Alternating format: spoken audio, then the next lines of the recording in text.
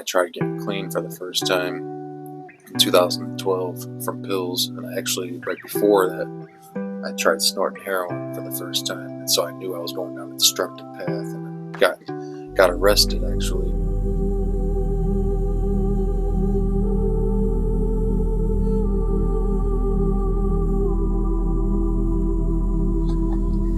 So I'm deciding to make a video right now to share a part of my testimony of how I came to Christ and how I overcame addiction. I'm not even going to look over this video when I'm done, because I know I'm going to see some things of how I said some things and not like it. And everyone's their own worst critic, right? So best thing to do is just do it, post it. So that's what I'm going to do. So my journey with Christ really started in 2014, I guess you would say, when I was baptized. But I'll go back a little bit further. I was born an only child with my mother and my father teaching me good principles as I grew up. Wasn't in a Christian household per se, but my mom always told me to believe in God. My dad wasn't really much vocal about it, but my mom always told me that God's watching. She taught me about heaven and the devil. Nothing really biblical though, We were always just kind of believing in God and doing good things. So, how do I go about this? So yeah, I was a good kid, growing up as an only child. It got lonely at times, but I found my own ways to entertain myself, and that's actually how I got myself into trouble as I got older. As a kid, I was always getting myself into something to try to stay entertained, to be amused. And I always got creative. I always found creative ways to have fun. And that led into my teenage years when I decided to try my first drink on my own, through my own influence. Nobody pressured me or forced me or said, "Hey dude, everyone's doing it, it's cool." Everything was always my own decision. I have nobody to blame but myself. I could be one of those people who blames his father because he was an alcoholic and wasn't around much when he was a kid. But even though my dad had his own problems and he wasn't around much when I was a kid, but I always knew him. He was always in my life. And no matter how deep he got, he always tried to be there in my life, and that counted for something for sure. And ironically, by the time I took my first drink is when he started straightening up. And then I started going down my path. It's like he broke the curse of his generational curse, and then mine began. So yeah, by the time he was getting his stuff together, I was on my path to screwing up. So I took my first drink, got my first buzz, smoked my first cigarette that year too at 14 years old. And I was just always drinking and smoking. But I always stayed away from weed though for the longest time. Even though I would smoke cigarettes and drink. From 14 to 17, that was all I did. I swore off weed and any other drugs. Until I decided to say, screw it. I'm going to try smoking weed. And that was also my decision as well. Nobody pressured me or said, "Hey bro, you want to smoke? And it's funny because I was pressured. Like for those 3 years, I hung out with a group of people who smoked weed, and I was the only one who didn't. And I was always pressured, like, "Come on, dude, try it. Come on, man, try it." I denied it for the longest time. Denied it. And then one day I just decided, you know what?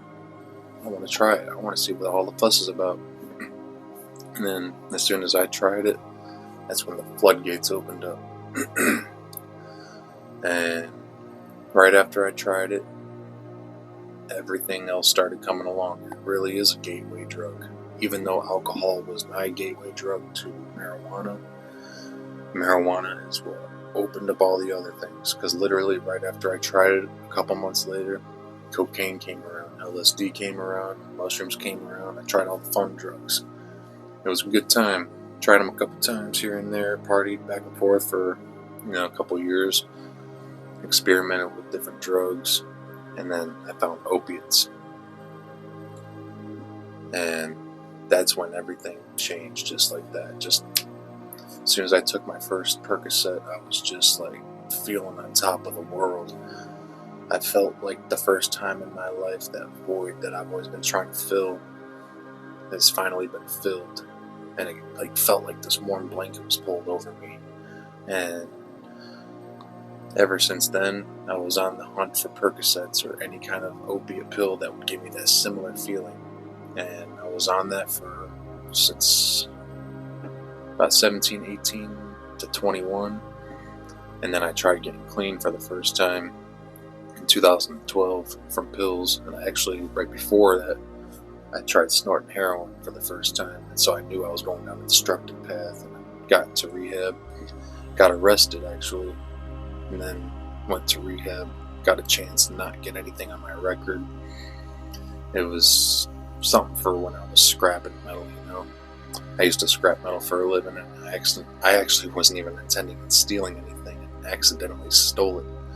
There was a bunch of scrap metal in a dumpster behind a building, and I was throwing it in my truck from the dumpster, and then the next day the cops met me at the scrap yard and said, "Hey, this stuff is stolen." You know, but at the time I was just so mad. But now I know it was a blessing, because I was heading down a destructive path. Even though that blessing came and I took it for granted and ended up relapsing afterwards. And that's where the story continues. After my treatment in 2012, which by the way was a Scientology program, Narconon, Georgia, and I didn't know it at first, but I was there for 4 months and then started realizing what it was. That they were brainwashing us to try to get us to be part of their religion. So yeah, I know firsthand all about Scientology. I read all of Ron L. Hubbard's books, 1 through 8 of that treatment program. And it's straight up brainwashing. And the next year, ironically, a girl named Emily that I went there with, her mother, actually realized that they were billing her insurance multiple times. And then everyone else started realizing that they were scheming, they were making money. And then the next year after I was there, the FBI and the feds came in and raided them, took all their computers and their files. And the owner, Mary, she went on the run over to I don't remember where she went, somewhere overseas. But yeah, that just showed that they were shady. They were definitely having an agenda push on us. And I'm glad that got shut down. I ain't gonna lie, there were some fun parts. The people that I met there and the stories that I've heard. But after I left there in 2012 in July, I went there in February, March, April, May, June, because I was there for 4 months. So I left there in June. I stayed clean a couple of months after that, and then I was strong for the longest time for those few months. I actually had a couple temptations from old friends that I shouldn't have even been around, but I was hanging around them, and the temptations were there. And even though I denied them at that time, that temptation built up, and a few months later I was still clean. But then I ran into an old friend that I used to take pills with, and then I was hanging out with him, and he was hiding it from me. But I found out that he was shooting up heroin now, and that really blew my mind, because I never thought this guy would stick a needle in his arm ever. And you know, before I went to Georgia, I did try snorting heroin, like I said, a couple times. That's when I knew I was heading down a destructive path. But it didn't matter, because when I met with this friend, the temptation that I was denying for those last few months from those other friends built up so hard that I just felt like I was missing out, you know? I snorted the heroin a couple times, and I just felt like I wasted it. Now I don't know what the true feeling of that is, and I missed that feeling of the opiates covering me up. And then I said screw it once again, and how it wasn't even pressured on me. I said, hey, I want to try it. Can you shoot me up? Oh man, I cringe even thinking about it now. I don't even know if I should be saying this stuff.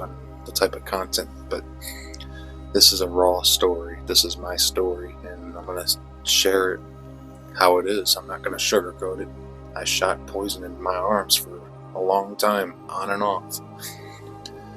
And thanks to God, and God only, that I'm still here. I know that those are other stories that I will get to too, as well. But man, he has saved my life so much, especially after I decided to stick that needle in my arm. Because as soon as my friend did it for me the first time, I felt that feeling of that blanket being pulled over me, but this time it was a heated blanket, and it just tucked into me. It was the best feeling in the world, but it was so fake. That's the only way I can describe it. It was so fake, because the consequences that come after that, once you're hooked, it's like the perfect example of the devil. It's like, here, try this. It's going to make you feel great. Then you'll want more and more and more, until you don't have it one day and you feel sick. And you're feeling like your body is breaking apart, like your bones are glass. You just have to have it. And that's when I knew I really screwed up, because the withdrawals from heroin are nothing like pills. And I thought I had a hard time with pills. But man, as soon as he shot me up that first time, I learned instantly that same day how to do it myself, because I'm like, I know I'm going to want more. And so that's what happened. And then I continued on that for almost a year, until my parents started realizing there's something different with you. My eyes were all black underneath, my face was sunken in, I was scrawny. I was always wearing long sleeves, even in the summertime. And one day I passed out in my mom's couch, my mom and dad's couch, and I was so passed out that I wouldn't even wake up from a shake. I was so dazed into a heroin, whatever, But, yeah, that day I passed out, she actually lifted up my sleeves and saw a bunch of scars all on my forearm, because that's where I did it at. And she confronted me the next day, and I just couldn't lie about it. I mean, I tried to, but I just couldn't lie to her about it. She knew. And she made it her mission to make sure that she would find out for sure. And I'm glad she did, because that's what helped me get clean again. And then, I went into a detox, and they put me on Suboxone, and I did an outpatient program, and I was actually clean for a year on Suboxone. And then I started selling them, doing addict things, selling them on the streets, making money. And until I started making a decent enough amount of money, the type of money that I haven't seen in a long time, like almost $1,000 just from selling Suboxone, which is a horrible thing. That's living dirty, selling Suboxone. Even though the people need it, it's still addict behavior, evil behavior. So, I would be selling them, making money, buying regular things, right? And all of a sudden, the one day creeps up, and I'm like, you know what? I'd like to get high again. And then it happens, it just happens like that. You don't remember, and all of a sudden you're strung out again, and then you're down that road again, and it's even worse this time. It gets worse every time, every relapse. And I have relapsed more times than I can count. So that's how I know it gets worse and worse and worse every time. You get closer to death each time, because every time you go back in, the harder it is to come back out. And I've relapsed multiple times from this point, 2013 now, from when I did the outpatient. And after I did the outpatient, sold the Suboxone, relapsed, I was on another 4-month run, and then my mom figured it out again. And I always had the insurance until I was 26 years old, so I always had that in the back of my mind. I was being ungrateful, taking it for granted, I had insurance. I'm like, oh, I can go to a nice place. So I went to Florida. I'm like, oh, okay. Went to an inpatient treatment, a real inpatient treatment for the first time. in Florida. It's called the Treatment Center in Lake Worth, and it was a great place. I loved it. And when I was there, I met my now ex-fiance. We were together for 5 years, and this is how a lot of things happened to where I'm at now too. So we were together for 5 years, and we had a bunch of on and offs with drugs ourselves, relapsing together. And after the 5th year in 2019, let me scoot back a little bit. When we would relapse, we would go on a little run, and then we realized that we couldn't do it. We would try to substitute our addiction with alcohol, and then we just became alcoholics. Everything that I used to do was just a straight smack in the face to God. And I was baptized in 2014. Let me scoot back a little bit. So I was baptized in 2014 at that treatment center. So I believe